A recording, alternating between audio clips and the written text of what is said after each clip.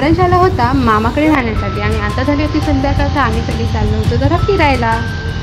गौरांश इथे जरा आम्ही गौरांची मज्जा घेणार आहोत. त्याला सांगणार आहोत की मार्केटला जायचं आहे आणि बाजूला हे गार्डन बघूया आता काय करतो. मी ते सांगितलं होतं नाही, त्यामुळे गौरांश माझ्याकडे बघत होता.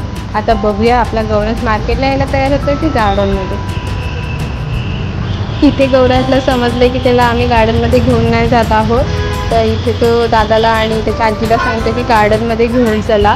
हे आहे गार्डन. तर बघूया आता तो किती हट्ट करतोय आणि कसा घेऊन जातोय सर्वांना गार्डनमध्ये.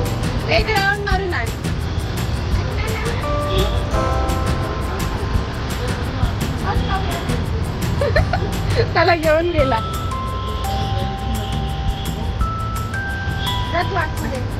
शेवटी गौरांशने हट्ट करून सगळ्यांना घेऊन गेला तो गार्डनमध्ये. इथे त्याचा प्रसन्न दादा चालला आहे, तसाच तो त्याच्या पाठीपाठी चाललेला आहे. तो ना इकडे ना तिकडे तिथे दादा चालले तसं त्याच्या पाठीपाठी चाललेला आहे. इथे प्रसन्न जो आहे ना, खरं सांगायचं तर तो गौरांशची खूप काळजी घेतो.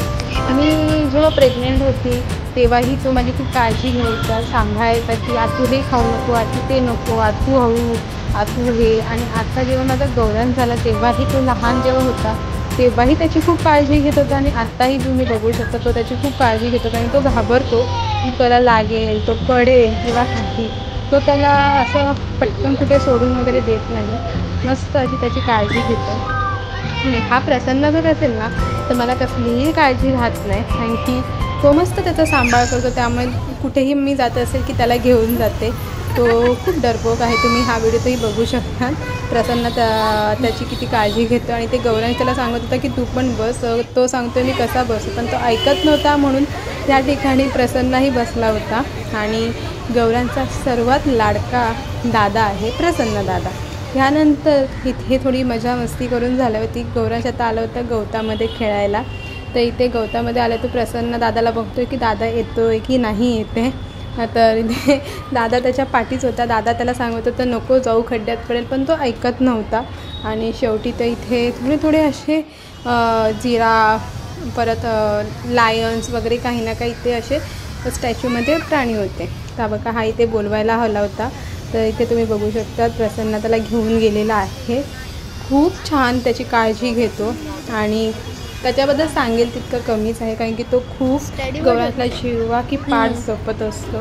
तर मला काय सांगावं ते समजत नाही आहे, पण मी खूप खुश आहे की असा मोठा भाऊ त्याला भेटलेला आहे. आता गौरांश इथे हातनाजवळ आलेला आहे, त्याला हात लावून बघत आहे आणि हसत आहे. गौरांशला ह्या गार्डनमध्ये खेळायला खूप आवडतं. तो इथे आला की इथे मामाकडे आला की तो इथे येतो.